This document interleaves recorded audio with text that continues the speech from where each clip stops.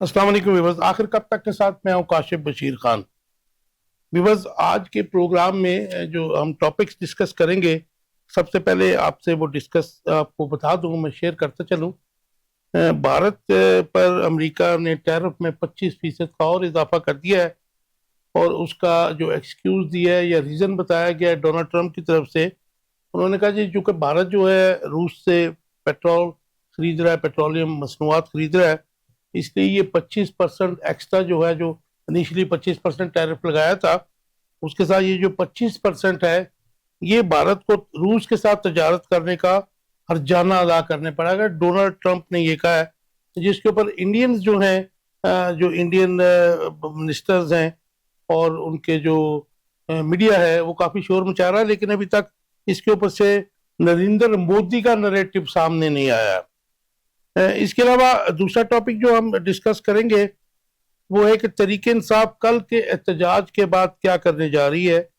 क्या इमरान खान के मुकदमात आलमी अदालत में ले जाए जा रहे हैं, ये भी सुनने में आया है। पीटीआई के जो रहनुमा हैं वो ये कहते हुए ये सुने गए हैं कि जी ये मुकदमात जो हैं हम आलमी अदालत में लेके जा रहे हैं, और मेरे ख्याल में ये गलत होगा, क्योंकि आपका मुल्की अदालतों के ऊपर ट्रस्ट होना चाहिए, चाहे जितनी मर्जी तरामीम हो जाए। अदलिया तो अदलिया है। और इसके अलावा ये भी डिस्कस करेंगे, जो हम ऑलमोस्ट हर प्रोग्राम में करते हैं, कि मुल्क में सियासी अदम इस्तेकाम कैसे खत्म होगा। इसके अलावा जो मेजर चंक है हमारे प्रोग्राम का आज, वो होगा हमारे फ्यूचर के पिलर्स जो हैं, हमारे नौजवान हैं। हमारी आबादी का 62% जो है वो नौजवानों पर मुश्तमिल है। और ये जो हमें देखने में और सुनने में मिला कि तलीम याफ्ता नौजवान जो है अपने मुस्तकबिल से मायूस क्यों हैं।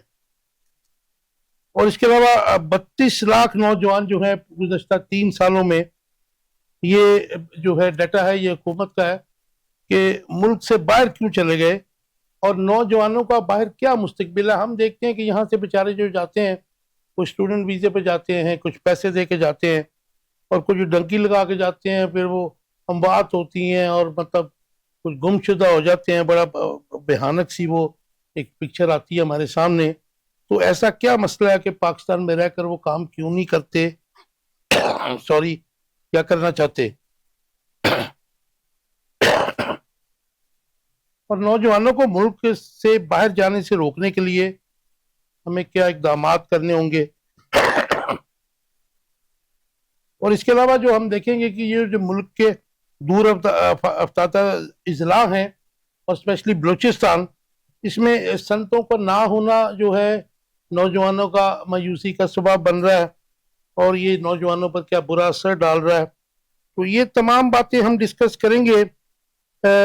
इसमें एक बड़ा इम्पोर्टेंट पॉइंट ये भी है कि पाकिस्तान में जो नौजवान पढ़े लिखे नौजवान मौजूद हैं, वो उनको अपनी काबिलियत से कमतर काम करना पड़ रहा है, मोस्टली देखा जाता है। ऐसा क्यों है? इंट्रोडक्शन कराऊंगा अपने मेहमानों का जो मेरे साथ हैं। रफीउल्लाह नियाजी साहब हैं। नए साहब, वेलकम टू द शो। और मेरे साथ एक नौजवान है जो तलहा इकबाल शाहिद, जो ओवरसीज में इलेक्शन भी लड़े हैं वहाँ की यूनिवर्सिटीज में, और ओवरसीज के ऊपर इनका थीसिस भी जारी है इस वक्त। वेलकम टू द शो जी।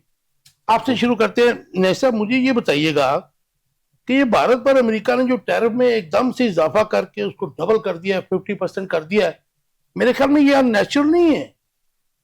बिस्मिल्लाहिर्रहमानिर्रहीम। शुक्रिया काशिफ बशीर खान साहब, आपने दुरुस्त फरमाया। मेरे ख्याल में देखें, अब जब मैं उसको स्टडी करता हूँ अमेरिका और इंडिया की ट्रेड का, तो 45 अरब डॉलर डेफिसिट है। अब उसको पूरा करने के लिए उसने 25% लगाया। अब पाकिस्तान चूंकि उसका 3 अरब डॉलर डेफिसिट है, इसलिए उसके लिए जो उन्होंने डील की वो 19% टैरिफ लगाया। और इसके साथ उसने पाकिस्तान को जो एक गोली दी है कि 4200 जो अशिया है, कमोडिटीज हैं, उन्होंने उस पर 0 जो है ना टैरिफ कर दिया है।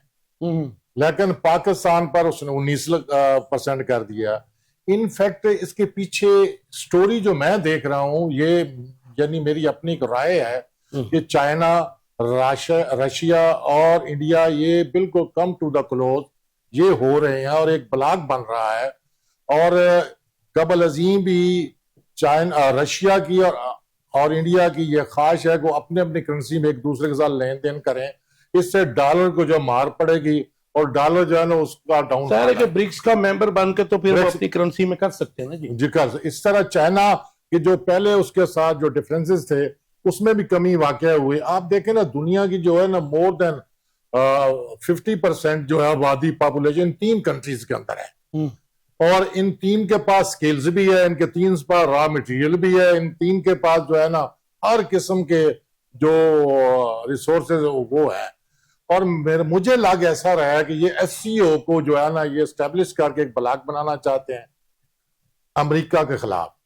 चूंकि अमेरिका ग्रेटर इसराइल की तकमील के लिए अफगानिस्तान के अंदर पाकिस्तान को इस्तेमाल करना चाहता है, यहाँ पे वो बैठकर चाइना का रास्ता भी रोकता है। उसका रूट जो है ना सी पैक वाला जो सेंट्रल एशिया की स्टेट्स को जा रहा है उसको भी वो यहाँ पे रोकना चाहता है। और दूसरा वो चाहता है कि यहाँ में बैठकर जो इसराइल की जो ग्रेटर इसराइल का तकमील है जो ख्वाब उसको पूरा कर सके। तो मेरे ख्याल में ये एक थ्रेटनिंग इन्वायरमेंट क्रिएट करके तो इस डोनाल्ड ट्रंप से वो कुछ गेन करना चाहता है। नहीं साहब, जो मैं जो फोर्सी कर रहा हूँ, क्या चाइना नाराज है हमारे साथ जो हम इस वक्त बिल्कुल हैं? हम देखें जी, जब से ये पीडीएम की हुकूमत आई है, पीडीएम 1 और पीडीएम 2, ये 3.5 साल में जो उनका जो टिल्ट था वो ज्यादा अमेरिका की तरफ था। और अमेरिका चाहता है कि ये सी पैक को बंद किया जाए। देखें यहाँ पे ग्वादर के अंदर यहाँ पे रिफाइनरी भी लगनी थी, सऊदी अरब ने लगानी थी। और आपको पता होना चाहिए कि सऊदी अरब जो है वो अमेरिका के बगैर बात नहीं कर सकता क्योंकि पेट्रो डॉलर का इशू है। और इस वजह वास्ते जो सी पैक पे काम हो रहा था उसकी जो वेलोसिटी है, उसकी जो स्पीड है वो कम हो गई है। और इन्होंने अदम दिलचस्पी का मुजाहरा किया जिसकी वजह से एक वैक्यूम क्रिएट हो गया। खलीज जो है ना ये पड़ गई है, अगरचे आपको नजर नहीं आ रही। यानी मेरा कहना कि हुकूमत जो समझती है तो जो कुछ भी हम कर रहे हैं आंखें, लेकिन आप नहीं समझते कि हमारी हुकूमत जो मौजूदा है इसने बैलेंस रखने की कोशिश की है? क्योंकि जो हमारे नायब वजीर आजम अमेरिका के दौरे पर थे तो हमारे आर्मी चीफ जो है चाइना के दौरे पे सेम टाइम गए हुए थे। देखें ये कुछ ऐसी चीजें जो सीक्रेट है, मेरा ख्याल है इसको हम डिस्क्लोज ना करें। ये हमने अपनी पॉलिसी को बैलेंस करने के लिए अमेरिका को भी हमने थ्रेड तो देनी है ना। देखिए अगर तूने सही तो ये सही, ये नहीं तो फिर और कोई सही। तो इस तरह जो हमारे चाइना के साथ जैसे कहते हैं शहद से मीठी समंदर से गहरी और हिमालय से ऊंची जो हमारी के दरमियान तो उसकी लाज तो रखनी है ना। ऐसा मुल्कों के दरमियान तो तल्लुकात मफादात की होते हैं, इसमें कोई शक नहीं, बामी मफादात के। अब अभी मैं मफादात की बात करना चाहता हूँ। अभी ये कह रहे हैं कि देखें जी वो तेल के लिए उन्होंने कोई मुआहदा किया है और जो कि अभी तक तो उसकी कोई फुटेज नहीं है, किसने किया, किसके साथ किया। मगर इतना मुझे जो मेरे जराए कंफर्म कर रहे हैं कि इन्होंने $1 अरब का तेल खरीदा अमेरिका से, जबकि आप सऊदी अरब से खरीदते, कवैत से खरीदते, दूसरे मुल्कों से, उनका फासला कम था, 1200 किलोमीटर था, माइल था। अब 14-15 हजार जो है माइल्स थे। आप अगर तेल लाएंगे मुल्क में उस पे फ्रेट जो है जिसको आप किराया कहते हैं वो 5 गुना ज्यादा होगा, तेल महंगा होगा। तो इस तरह के जो मुआहदे हैं ये मुल्क के मफाद में नहीं है। मैं जरा टेक ले लूं, तला कैसे देखते हैं? 50% टैरिफ कर दिया। शुरू में आपने देखा कि इसने अमेरिका चाइना के ऊपर भी 85% टैरिफ को किया, फिर ग्रेजुअली नीचे लेके आया। How do you see it? देखें ये this is basically part of the great game of US. अब हिस्ट्री हमें ये चीज ही सिखाती है कि यूएस का दुश्मन होना जरूर, जैसे हेनरी किसिंजर की भी फेमस सेइंग यही है कि अमेरिका का दुश्मन होना डेंजरस है लेकिन उसका दोस्त होना और भी ज्यादा खतरनाक। अब इंडिया उसके करीब आ गया है, लेकिन इंडिया को वो जो ये अभी जो हो रहा है वो दिखाता है ट्रम्प की frustration basically. Sorry to interrupt you, जनवरी फरवरी में जिस तरीके से गले मिला जा रहा था, हाँ जी, उससे तो यही शो हो रहा था कि ये they are coming very close. That was very political, USA. हाँ, लेकिन वो बड़ा एक पॉलिटिकल स्टेटमेंट थी और वो स्टेटमेंट दिखानी थी कि नहीं सब कुछ बैलेंस्ड है। अब एक तो होती है फॉर शो, एक होती है उसके बैक पे क्या हो रही है। अब हमारा जो इंडिया पाकिस्तान का जो अभी हुई है आपके सामने ही है, उसमें हमने फुल हार्टेडली पाकिस्तान ने ट्रंप की मीडिएशन को कबूल किया, लेकिन वो जिसको वो अपनी हिंदी जुबान में विश्व गुरु कहते हैं अपने आप को, कि हम अब एक रीजनल हेजमनी में आ गए, वो ये चीज मान नहीं रहे थे। अब ये चीज से उनके ताल्लुकात थोड़े से खराब हुए, और ये जो जब उन्होंने इस पे डबल डाउन किया ना, खासतौर पे जयशंकर ने जो उनका फॉरेन मिनिस्टर है, जी जी, उसकी वजह से ट्रंप का, क्योंकि ट्रंप को बुरा लगा, उसकी एडमिनिस्ट्रेशन को बुरा लगा कि ये हमारे दोस्त नहीं है और ये असल में रशिया के ही दोस्त हैं, जो उनका उनका उसका एक हिस्टोरिकल था, उसका नरेटिव जो था वो इंडियन एक्सेप्ट नहीं किया। हाँ, और उसको इस बात का गुस्सा चढ़ा है। इससे कई लोग तो ये भी कहते हैं इस ही वजह से जब ट्रंप को पता लगा कि हमारे यहाँ आर्मी चीफ वहां आ रहे हैं, तो उसने उन्हें वहां बुलाया कि देखा कि ये पाकिस्तान के साथ मैं क्या कर सकता हूँ, और उसे पाकिस्तान से ज्यादा एक पॉजिटिव आउटलुक। लेकिन हमने तो उन्हें फिर नॉमिनेट भी कर लिया ना उसके लिए, नोबेल अवार्ड के लिए। कह तो सकते हैं, मेरे हिसाब से ये है कि ये एक चीज, this is part of a game. हमने इसीलिए नोबेल के लिए किया क्योंकि एक हम उनकी गुड बुक्स में आना चाह रहे थे, जो हम आ गए, हमें एंड पे 19% टैरिफ लगा। लेकिन मुझे तला ये बताइएगा कि गुड बुक्स में तो हम ट्रंप की आ गए, लेकिन जिस तरीके से वो फॉरेन पॉलिसी चला रहा है, जिस तरीके से वो अपनी बिजनेस पॉलिसीज चला रहा है, तो तमाम दुनिया तो कह उठी कि अनप्रडिक्टेबल है। इस बात की क्या गारंटी है कि वो अगर आज हमारे साथ सही है, फरवरी मार्च तक तो वो इंडिया के साथ तो शेर और शक्कर था, आज उनके खिलाफ है।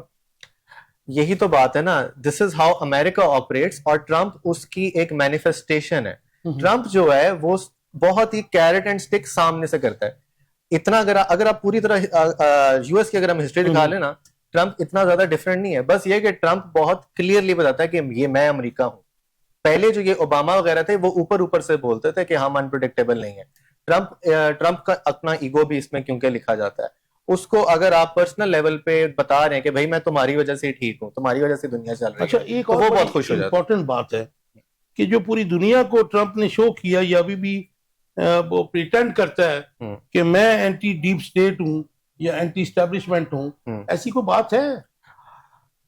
टू सम एक्सटेंट यस, लेकिन लार्जर एक्सटेंट में ये पॉसिबल नहीं है। जैसे इसराइल की लॉबी आती है, अब इट डजंट मैटर कि ओबामा है, बुश है, रेगन है, जो मर्जी हो, policy remains the same. Israel is a colony of US. वो जो मर्जी हो, कोई जरा प्यार से कर देगा, कोई जरा गुस्से से कर देगा, लेकिन एंड पे उन्होंने फलस्तीनियों पे करना ही करना है, बम गिराने और इसराइल की हिमायत करेंगे। डू यू थिंक ये जो 50% है ये कम होगा? यस, तो करना पड़ेगा ना, करेंगे अभी, चाहे हमारा दुश्मन है लेकिन बहुत बड़ी इकोनॉमी तो है, इतनी बड़ी इकोनॉमी है, और 1.5 अरब की आबादी भी है। उनको इन द लॉन्ग रन फिर भी इंडिया की कुछ हद तक जरूरत रहेगी। अभी वो इंडिया को मसल पावर अपनी दिखा रहे हैं कि भाई आप हमारे नीचे हैं, जैसे उन्होंने कई मुल्कों को और भी दिखा चुके हैं। और इस ट्रंप का ये भी एक देखा कि जहां मसल पावर दिखाता है, अगर कोई डर जाता है तो चढ़ाई कर देता है, और अगर कोई आगे से अकड़ जाता है तो सरेंडर कर जाता है। बिजनेसमैन है ना, देखिए वो बिजनेसमैन है। चाइना के खिलाफ किया है। हाँ जी, नहीं, चाइना को वो इस तरह कर नहीं सका क्योंकि चाइना बहुत ही 85% तक तो टैरिफ ले गया था, तो चाइना ने और आगे कर लिया, 125 कर लिया। क्योंकि चाइना रिलाय नहीं करता, तो वो चाइना को उस तरह स्ट्रॉन्ग आर्म नहीं कर सका। उसने आईफोन की भी धमकी दे दी कि हमसे तो $30 का खरीदते हो, खुद लाखों में बेचते हो, तो हम बंद कर देंगे आपको। तो चाइना ने हुआवे आगे कर दिया ना कि ये लो भाई हमारे पास है, और उसकी आपकी टक्कर के हम हैं, और कोई उसकी टक्कर का नहीं है। इस वक्त चाइना टक्कर का है, लेकिन जब बाकी लोग लेकिन चाइना खुल के जंग भी नहीं करता, जिसकी पॉलिसी डिफरेंट इकोनॉमी बात। मुझे ऐसा बताइएगा कि बुश ने जो एक पोर्ट्रे करता है कि जी मैं एंटी एस्टेब्लिशमेंट हूँ, तो है ऐसी को बात कि ये ड्रामा ही है सारी दुनिया के लिए? लेकिन सर गुजारिश ये है कि कोई ये कहे कि ज़ायनिस्ट लॉबी जो है वो माइनस होगी अमेरिका के अंदर, तो फिर तो मैं नहीं मानता। वहां पे ज़ायनिस्ट लॉबी, यहूदी लॉबी इंतहाई पावरफुल है, ताकतवर। ये तला सही कह रहा है कि देखें वो एंटी सीआईए तो हो सकता है, मगर एंटी इसराइल या एंटी डीप स्टेट नहीं हो सकता। डीप स्टेट, और आपको मानना पड़ेगा कि उसमें जितने भी डीप स्टेट एक्टर हैं, उन सारों का तल्लक जो है वो ज़ायनिस्ट लॉबी से, यहूदी लॉबी से। तो इसलिए ट्रंप साहब जो है ना, ये एक हद तक जो है वो अपने आप की इम्पार्शल और अपने आप को वो बोल्ड पेश कर रहे, पोर्ट्रेट कर रहे हैं, लेकिन ऐसा नहीं हो सकता। बिल आखिर उसको जो सरेंडर करना पड़ेगा। जो कुछ भी हो आप ये कह सके कि 10, 15, 20% तक वो CIA या एस्टेब्लिशमेंट से डिफर करेगा, लेकिन उसको किसी और अंदाज में फिर उसको एक्सेप्ट भी करना पड़ेगा, वरना उनको माजी के हालात के सामने ऐसा हो भी सकता है। हाथी का दांत दिखाने के और खाने के और। जी बिल्कुल। राइट। तला मुझे बताइएगा क्या, अब मुझे बिल्कुल जो है ऑनेस्ट ओपिनियन दीजिएगा, क्योंकि कल जो प्रोटेस्ट किया है PTI ने, और इस कैसे कैसे देखते हैं इसको, और इसके बाद क्या करने जा रहा है? वैसे क्वेश्चन तो इनका था, आप जवाब दे दीजिए इनकी तरफ। चले दोनों इसका जवाब दे देंगे। जो मेरा पर्सपेक्टिव है मैं अपना as a ji ji youth या उनके नजरिए से दे सकता हूँ। जो PTI है उसने यूथ को हिस्टोरिकली बहुत अट्रैक्ट किया है। राइट। इस वक्त जो अभी जो चल रहा है ना, लोग जो हैं वो थक गए हैं। हम 11 से अभी तक ना, अब इसमें आप कह लें कि PMLN की ज्यादा अच्छी स्ट्रेटेजी होगी है या इमरान खान अंदर बंद है इसीलिए, लेकिन इस वक्त लोग प्रोटेस्ट में हिस्सा लेने के लिए विलिंग नहीं है, खासतौर पे इस साल, क्योंकि इस साल जैसे डर रहे हैं जी, डर है उनको, डर नहीं, विलिंगनेस चली गई है। लोग विलिंग नहीं रहे, और ये बहुत ज्यादा एविडेंट हो गया, खासतौर पे जो बेस थी हमारे यूथ की बेस। क्योंकि मुझे याद है जैसे मैं यूनिवर्सिटी में था, छोड़ छाड़ के सबको चले जाते थे, अब सब छोड़ छाड़ के मुल्क जाना चाहते हैं, लेकिन कोई किसी के लिए बाहर नहीं जाना चाहता, क्योंकि एक मायूसी खासतौर पे जब मई का हुआ था उसके बाद खत्म हो गया है। अब सब कहते हैं कि बस अपना देखें, हमें हमारे सबके लिए PTI वही है, PMLN वही है। अगर मैं इमरान खान की बात नहीं कर रहा, कि अगर जो यूथ है वो पॉलिटिक्स से अपने आप को डिटैच कर रहा है, तो ये बड़ा खतरनाक अमर है रियासत के लिए। खतरनाक है, लेकिन रियलिटी इस वक्त यही है कि जो यूथ है वो यूथ की आप खुद अभी देख लेना, कौन स्पोक्स पर्सन है आपके दिमाग में आता? कोई मिनिस्टर हो जिसको आप देख के कहें हाँ ये तो यंग बंदा है, ये तो यूथ को रिप्रेजेंट करता है, कोई भी नहीं है। हमारी जनरेशन से ऐसा एक MNA या कोई एक ऐसा बंदा। CM पंजाब कहती है मैं यूथ को रिप्रेजेंट करती हूँ, वो कहती रहे, वो तो उनकी मर्जी है, लेकिन यूथ तो जो यूनिवर्सिटी में है, जो बाहर पढ़ते हैं, जो लम्स के बच्चे हैं, जो IBA के बच्चे हैं, उनका कोई भी नहीं है, कोई उनका बैचमेट या कोई उनका जानने वाला नहीं है। ऐसा दुनिया भर में कहीं नहीं होता, लेकिन यहाँ होता है, एक भी हमारा रिप्रेजेंटेटिव। नहीं साहब, कल प्रोटेस्ट होता है, जाहिर है कि हालात का जबर का सामना है PTI को। माजी में नून लीग ने भी सामना किया, पीपल्स पार्टी ने भी किया। पाकिस्तान की पॉलिटिक्स का ट्रेंड है कि जो अपोजिशन में होता है उसे रियासती जबर का मुकाबला करना पड़ता है। अभी थोड़े इमरान खान साहब जब प्राइम मिनिस्टर थे तो उस वक्त नून लीग और पीपल्स पार्टी सफर कर रहे थे। ये एक अलग बहस है कि कम सफर कर रहे थे, रियासती जबर ज्यादा हो रहा था, कम हो रहा था। कल के प्रोटेस्ट के बाद तरीके इंसाफ क्या करने जा रही है? जी काशिफ साहब, पहले तो मैं ये गुजारिश करूंगा, अगर आप 26 नवंबर को देखें ना, उस दिन जिस तरह मैसेकर हुआ इस्लामाबाद के अंदर, जिस तरह गोलियां चलाई गई, उससे लोगों के अंदर एक खौफ और रास पैदा हुआ, लोग खामोश हो गए, सहम गए। अब इतना जरूर हुआ है कि कल के एहतजाज से मैं आपको, तो लोग चार्ज हो रहे हैं, चार्ज हो चुके हैं। सो अगर स्टार्ट यानी आप पंजाब को निकाल दें, माइनस कर दो, बाकी 3 जो प्रोविंस है वहां पे खातर का एक बेहतरीन, एक जबरदस्त किस्म का जो चार्जिंग क्राउड देखा गया है। लेकिन यहाँ पंजाब में, जब आप पंजाब में देखें, पुलिस जो है ना, ये पब्लिक की जान और माल की हिफाजत के लिए बनाई गई है जब से आई है।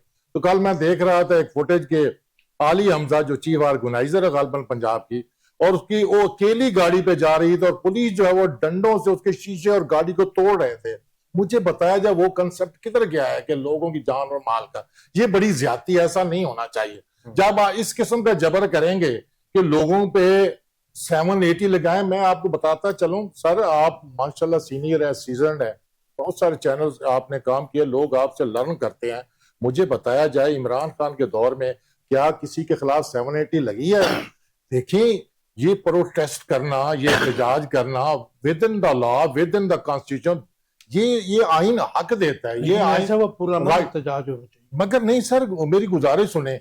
हाँ ठीक है, अगर आप एक दफा 144 का नफाज करते हैं, ये एडमिनिस्ट्रेटर लॉ, एक एडमिनिस्ट्रेटिव ऑर्डर है, दिस इज नॉट लॉ, और इसके खिलाफ अगर 188 कार्रवाई होती है, ठीक है आप करें, लेकिन 780 है, मैंने नहीं देखा। आप मुझे एक भी नजीर, एक भी कुछ पेश कर दें कि इमरान खान के दौर में लेकिन किसने सब लगे? कल तो मैं 780 कम लगी हैं, वो कलंदरे वरंदे का तो ये कल कम लगी, दुरुस्त कह रहे हैं। ये थोड़ा सा इन्होंने होश के नाखन ले लिए। ये इस तरह करें, देखें जब आप लोगों पे जबर करेंगे, जुल्म करेंगे, उसको तीसरे दर्जे का शहरी उसको बनाकर पेश करेंगे, कोई मुल्क, कोई इन्वेस्टर नहीं आएगा। वो कहेंगे ये अपने शहरियों किस तरह मार रहे हैं कानून और आइन से मावरा होकर, तो हमारे लिए ये कैसे ये एक अच्छा एरिया हो सकता है या मुल्क हो सकता है हमारी इन्वेस्टमेंट के लिए। तो इससे जो असरात पड़ते हैं, जो इम्पैक्ट पड़ता है इंटरनेशनल कमेटी पे, उसके नेगेटिव नहीं, इस प्रोटेस्ट से इमरान खान की गिरफ्तारी पे तो कोई फर्क ना पड़ा। देखिए जी, इमरान खान की गिरफ्तारी से इसलिए फर्क क्यों नहीं फर्क पड़ा है, बहुत सारे देखा डायस्पोरा जो है पीटीआई का, उन्होंने दुनिया में 4 अगस्त को हर जगह पे उन्होंने एहतजाज किया, और उसका जो मैसेज है वो मेरा ख्याल है पूरे इंटरनेशनल मीडिया और कम्युनिटी ने उसको देखा, किया, और उस पर बातचीत भी हो रही है। और मैं समझता हूं कि अगर देखें, अगर आप आइन और कानून को जिस तरह उसको फेयर ट्रायल नहीं मिल रहा, आपको शायद मालूम है, आपको पता है कि उसके खिलाफ एक ट्रायल हो रहा है गालबन उसका, जिसको हाई कोर्ट ने भी वो रिजेक्ट कर दिया है, तोशाखाना 2। तो वो अब ना फैमिली ना उसका लायर कोई भी अंदर नहीं जा रहा है, और खुफिया तौर पर ये नाइंसाफी है। अगर आप इस तरह का करेंगे तो अली जफर साहब से कल बात हुई, कोर्ट ऑफ जस्टिस की तरफ देखेंगे ना। ठीक कह रहे हैं, अली जफर साहब से बात हुई थी, उन्होंने कहा जी 1 माह से मुझे भी नहीं मिलना चाहिए जी। तो फिर लोग इंटरनेशनल कोर्ट ऑफ जस्टिस की तरफ देखेंगे ना। ये नेक शगुन नहीं है। अरबाब इख्तियार को सोचना चाहिए। मुझे ये भी जवाब दे दीजिए कि इमरान खान के मुकदमात को कहा जा रहा है, पीटीआई की तरफ से कहा जा रहा है कि हम आलमी अदालत में लेके जा रहे हैं, तो ये तो मिसट्रस्ट हुआ, अदम एतमाद हुआ हमारी अदालतों पे, तो ये रियासत के ऊपर एक दाग नहीं लगेगा जिससे? देखें, ये इतना बड़ा स्टिग्मा है। मैं गुजारिश करूं, एक जमात के जो विक्टिमाइज लोग हैं वो तो बात करेंगे।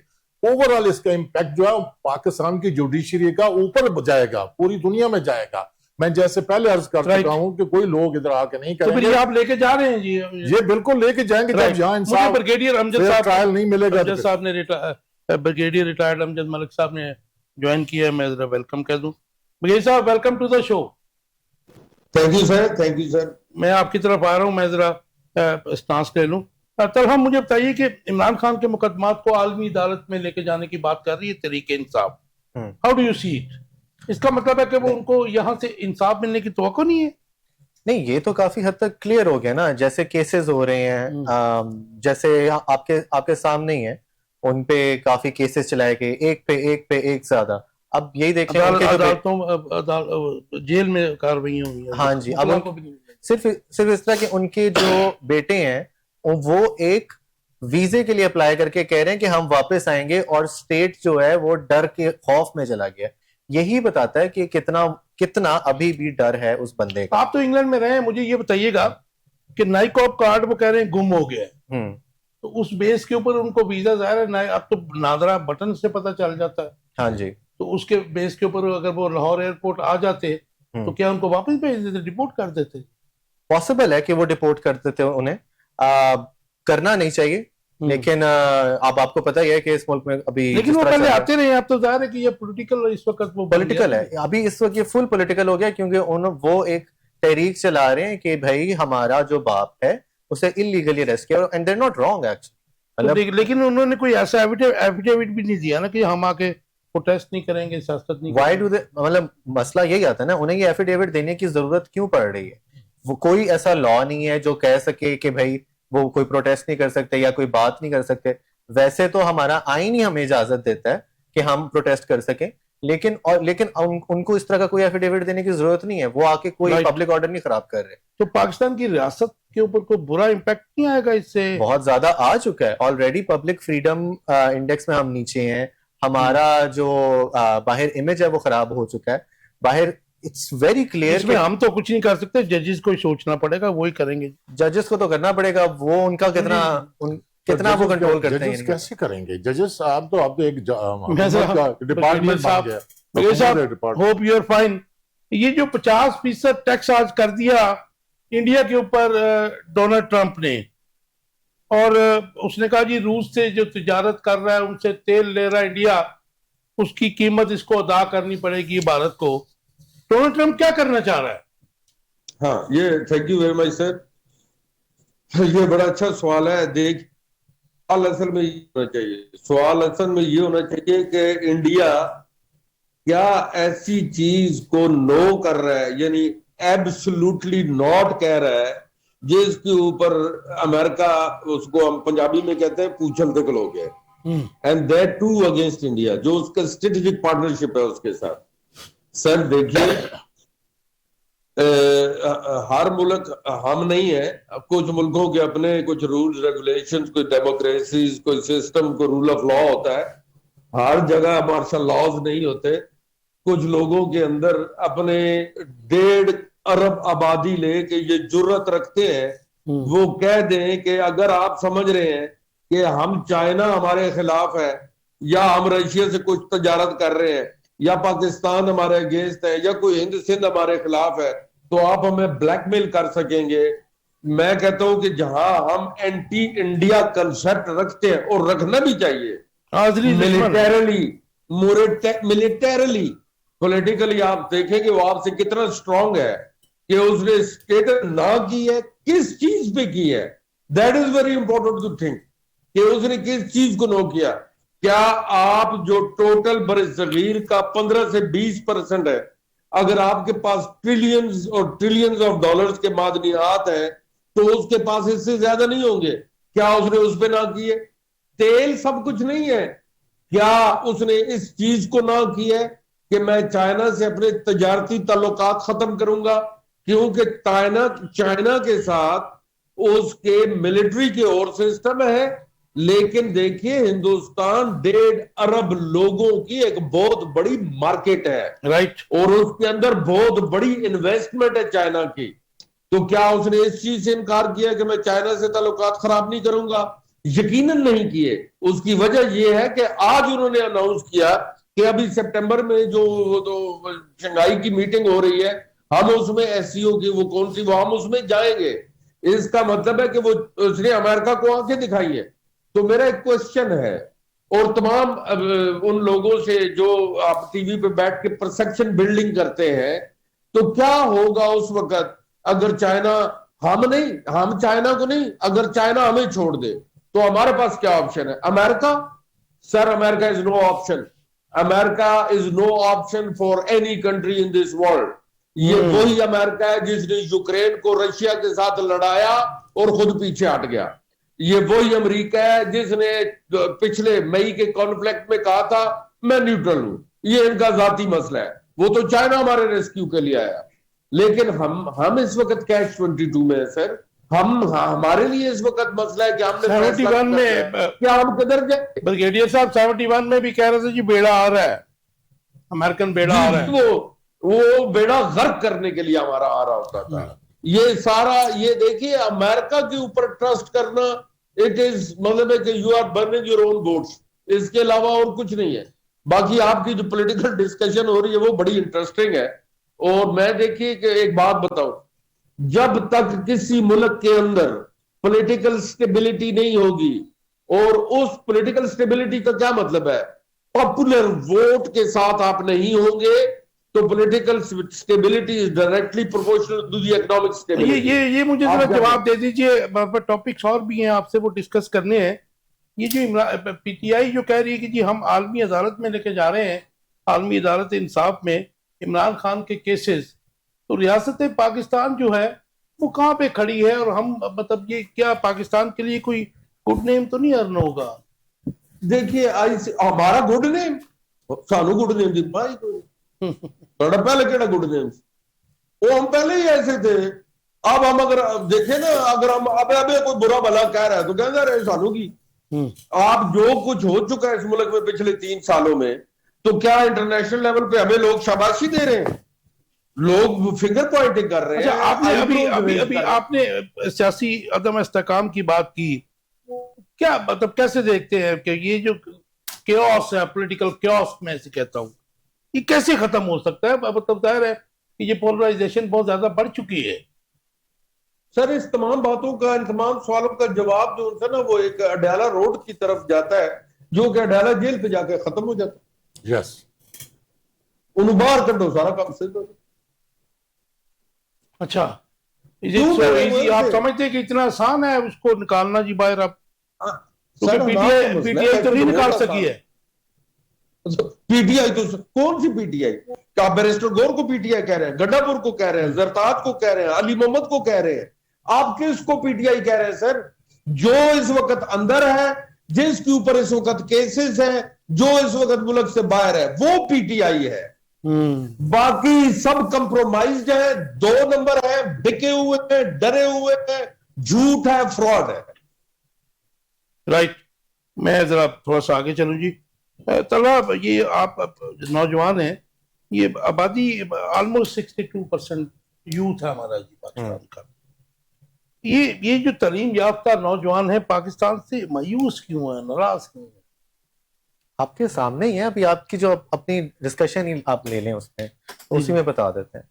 अब एज अ यूथ आप पीटीआई का, अगर हमारे पास कोई, हम किसी को पॉपुलर सपोर्ट देते हैं, वो पावर में नहीं आता हमारे, यानी आपने प्रेसिडेंट सेट कर दिया। जैसे जुडिशरी की आप बात कर रहे थे, प्रेसिडेंट सेट होते हैं ना, जस्टिस मुनीर का प्रेसिडेंट, ये वो प्रेसिडेंट ये सेट हुआ है कि हमारे वोट की कोई वैल्यू नहीं है। मैंने कोई काम कराना है, मुझे पता है कि मैं अपना कोर्ट से हक नहीं ले सकता, मुझे पता है पुलिस में मेरा कोई उस तरह काम नहीं है। ये बेसिक लोग कहते हैं कि बाहर हम पैसा कमाने चाहते हैं। ट्रू, बाहर तनख्वाहें ये सारी चीजें ज्यादा हैं यहाँ से, विच इज अनदर प्रॉब्लम। लेकिन उससे भी ज्यादा काफी जो बाहर रह के मैंने देखा है, लोग कहते हैं कि यार हम वहां पैसे को भी कर लेंगे, ये जो बेसिक राइट्स है ना, इनसे भाग के जाते हैं। इसीलिए मैंने, एटलीस्ट मैं अपने एक्सपीरियंस से बताऊंगा, मैंने वहां पे सिर्फ मिडिल क्लास फैमिलीज को भागते नहीं देखा, या लोअर क्लास को नहीं। इस वक्त बाहर इतनी अलार्मिंग सिचुएशन है कि यहाँ के इलीट फैमिलीज के ये बच्चे, जिनके यहाँ पे फार्म हाउसेस वगैरह सब कुछ चल रहा है, वो भी कहते हैं हम बाहर जाके रह लेंगे, हमें 3 कोई सालों में 32 लाख हमारा जो यूथ है ड्रेन हुआ है। हाँ जी, एक्चुअली ब्रेन ड्रेन हुआ आपका, ब्रेन ड्रेन। ब्रेन, और बल्कि यूथ ब्रेन ड्रेन हुआ है ना जी। जी बिल्कुल ठीक है, ब्रिगेड साहब सही कह रहे हैं, ब्रेन ड्रेन हो गया। तो ये क्या मतलब, ये मायूसी को खत्म हम कैसे करेंगे? देखें सर, पहले तो आप मौजूद डिबेट ये होना चाहिए, डिस्कोर्स ये होना चाहिए, अगर तो गुर्बत जो है, पावर्टी है, वो कम हो रही है, तो फिर तो कोई उम्मीद की किरण है। अगर उसमें इजाफा हो रहा है तो फिर बिल्कुल अलार्मिंग सिचुएशन है। नहीं, वो अलार्मिंग सिचुएशन इसलिए कि जो रिपोर्ट आई है 48 से ज्यादा जो हमारी परसेंटेज है, वो सतह गुर्बत से नीचे जा चुकी है शुरू में। मैं यही गुजारिश करना चाहता हूँ, जब आप प्रोजेक्ट यहाँ पे देखें, मेगा प्रोजेक्ट नहीं लगेंगे, लोगों के पास स्किल्स है, लोग डिग्री होल्डर नौजवान वो बेचारे बेरोजगार फिर रहे हैं, आप महकमे खत्म कर रहे हैं, रिटायर्ड बंदों को आप बड़े बड़े ओहदे दे रहे हैं, दोबारा दे रहे हैं। जो जिनके पास स्किल्स नहीं है उनको नॉन स्किल्स वाले स्किल्स वाली जगह पे लगा रहे हैं। जाहिर है फिर उसमें एहसास मरूमी पैदा होगी, लोग फिर ब्रेन ड्रेन तो होगा। तो इस तरह मेरा ख्याल है कि हुकूमत को चाहिए कि जिस तरह ब्रिगेडियर साहब फरमा रहे थे कि जब तक आप पॉलिटिकल स्टेबिलिटी नहीं लाएंगे, आपने लफ्ज क्यास इस्तेमाल किया, मैं इसको पॉलिटिकल टर्माइल का नाम देता हूं। तो ये उस वक्त तक, जब तक देखें free and fair and transparent आप इलेक्शन दे दें और मुक्तदरा को जो है वो पर्दे के पीछे वो अपना काम जारी रखें, हम नहीं कहते वो काम अपना जो वो खत्म कर दें। तो एक आप साफ सुथरा शफाफ इलेक्शन दे दें और सिविल हुकूमत कहेंगे आप गवर्न करें और आइन की बालादस्ती, बेशक आप 26 तरमीम को भी रहने दें, जैसी भी जुडिशरी इसको भी इसी तरह रहना, लेकिन आप अगर एक फेयर इलेक्शन दे दो तो मैं एक मुख्तसर सा जवाब लेके फिर ब्रिगेडियर साहब की तरफ जाना चाहता हूँ। यार मुझे अब ये बताइए तलहा कि ये जो नौजवान हैं इनका बैरून मुल्क मुस्तकबिल क्या है? देखिए, या तो ये फिर गए, या तो या फैमिलीज के साथ रहते हैं, फिर थोड़ा बहुत लिंक रह जाता है, अदरवाइज जो यूथ जाता है वो वहां पे शादियां भी करता है, फिर वापस भी नहीं आता, तो हमारे साथ लिंक तो टूट गया उसका। देखिए आइडियल केस, और इज इट इजी कि वहां पे आप जैसे रहते हैं, मेहनत मजदूरी जो भी करते हैं, मैंने जो देखा है वो तो बड़ा टफ है, तो यहाँ पे अगर रह के करें तो देखें आइडियल केस तो क्या है कि यहाँ से जैसे चाइना करता है, चाइना की बहुत यूथ बाहर जाती भी है, आप बाहर जाएं, आप बड़ी बड़ी यूनिवर्सिटीज हार्वर्ड ऑक्सफोर्ड जाएं, वहां से आप तालीम लें, उस नॉलेज को लेके वापस लाएं, इंप्लीमेंट करें। चाइना ने ये मॉडल फॉलो किया। लेकिन हमारा चूंकि यहाँ पे सिचुएशन ऐसी है, तो लोग वहां जाके बदतर से बदतर कंडीशंस में भी रहते हैं। और ये नहीं कि बदतर कंडीशन हर जगह, कई लोग जैसे स्कॉलरशिप्स पे जाते हैं, वहां जाके उनके स्किल्स हाई होते हैं, उनको लूज करना तो और ज्यादा नुकसान है, क्योंकि वहां पे वो अगर इतना फायदा दे रहे हैं तो यहाँ पे कितना देते।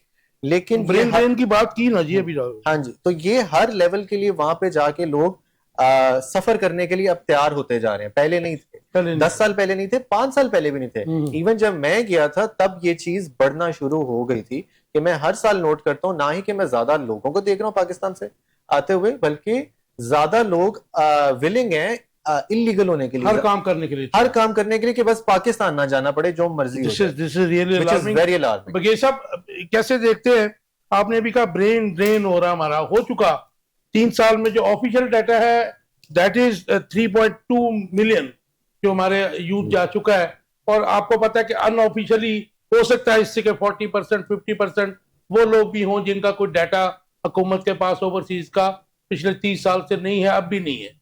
How do you see it? और ये जो मुस्तकबिल, क्या हमारे नौजवान जो है उनका मुस्तकबिल बाहर है? जी, बिकॉज वहां जाके वो अब भी समझते हैं कि हम 3rd क्लास सिटीजन हैं लेकिन 1st क्लास ह्यूमन बीइंग, या सिटीजन है लेकिन 1st क्लास ह्यूमन बीइंग है। यहाँ आप 1st क्लास सिटीजन है और 3rd क्लास ह्यूमन बीइंग है। यहाँ कितने पीएचडीओ को आप सड़कों पे घसीट चुके हैं, यहाँ कितने डॉक्टरों को एक अनपढ़ खातून आके खड़े खड़े फारिग कर देती है। पता भी है कि वो डॉक्टर को कितना टाइम लगा वहां पहुंचते पहुंचे।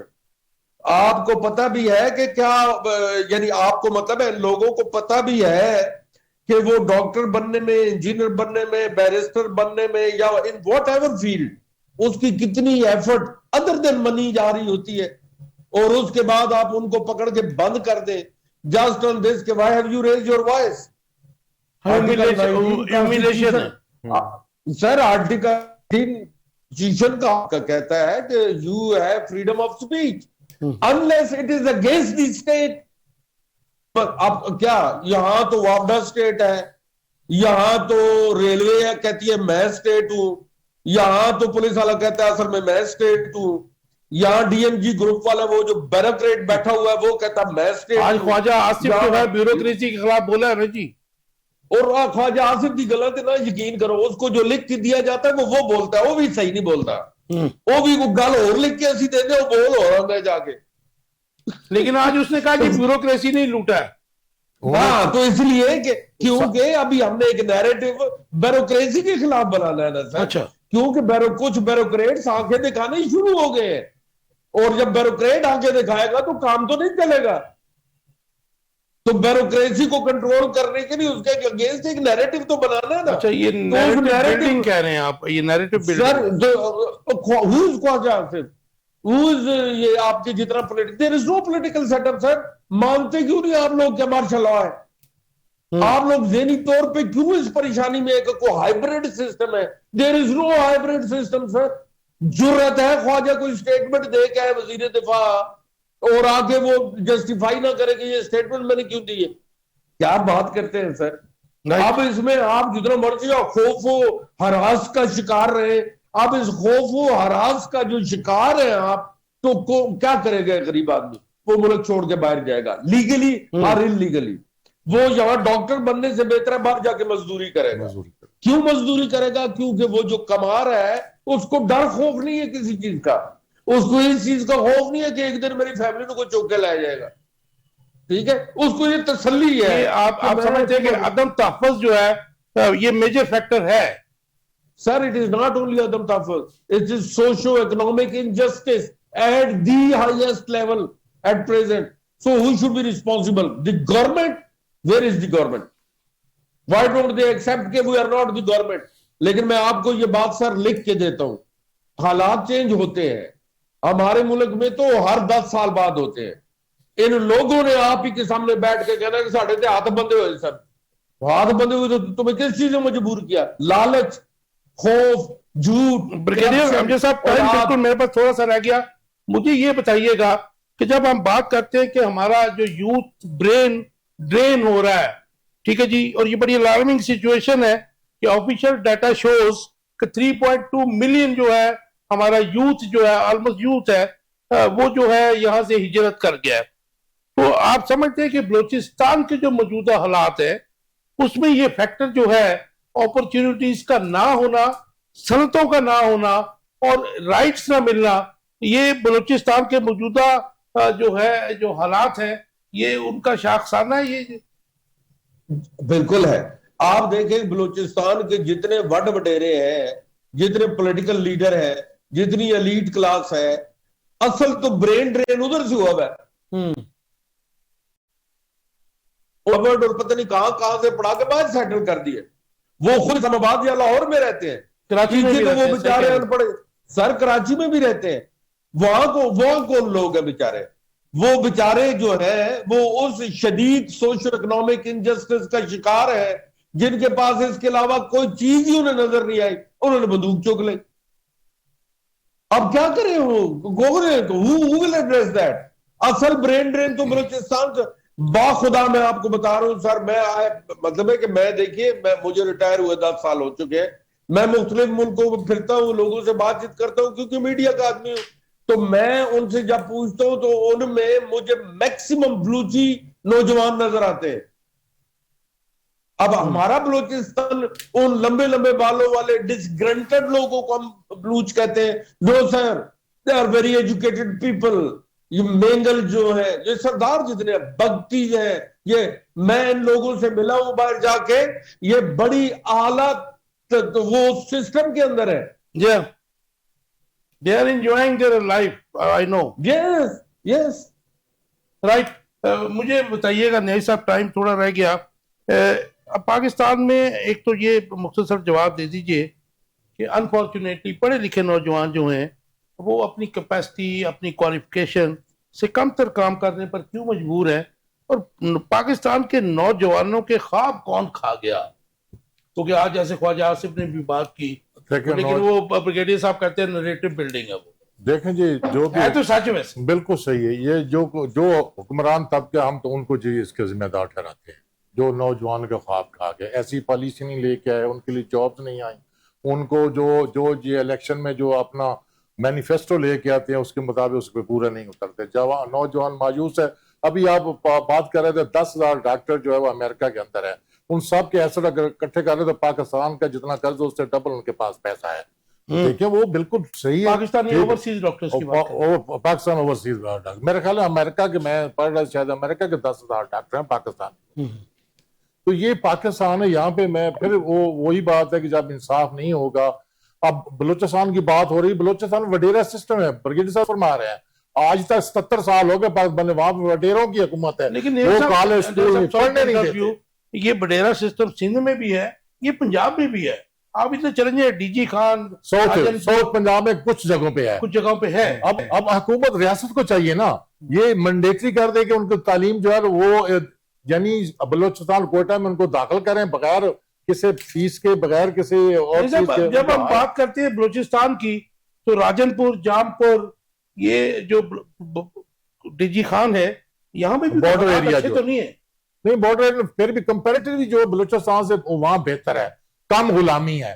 ये जो गुलामी है इसमें कोई शक नहीं, स्टाइल वही है, उसका इम्पैक्ट देखे, जहां आग लगी होती है ना उसका जो तपश है वो उससे जाएगा। समझते हैं कि चले ब्यूरोक्रेसी को तो खैर हर दौर में मतलब उसने खाया भी है, हुक्मरानों को तरीके भी बताए हैं।